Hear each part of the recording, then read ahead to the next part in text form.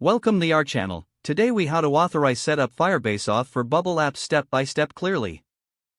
Begin by opening the Firebase console in your web browser. Log in with your Google account. Create a new project by clicking on Add Project.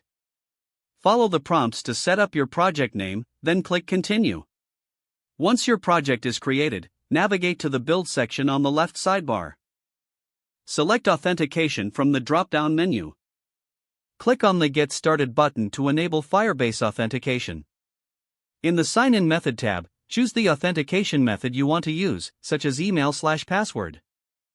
Enable the desired method by toggling the switch and clicking Save.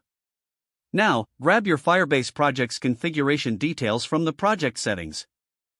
In your Bubble app, go to the Plugins tab. Search for the Firebase plugin and install it. Open the Firebase plugin settings in Bubble.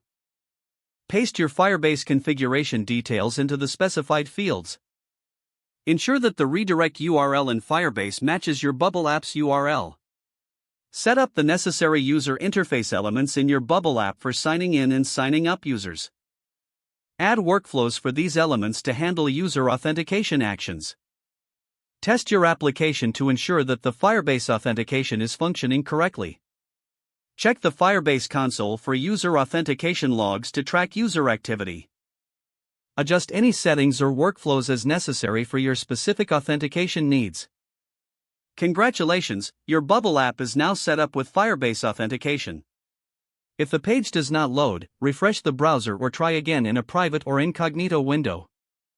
Make sure you are using the correct email address, then retype it carefully to avoid small typos. If your password is not accepted, use the reset option and create a new strong password you can remember.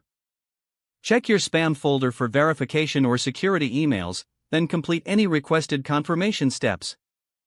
Enable two-factor authentication if available to improve account security and reduce unauthorized access risk.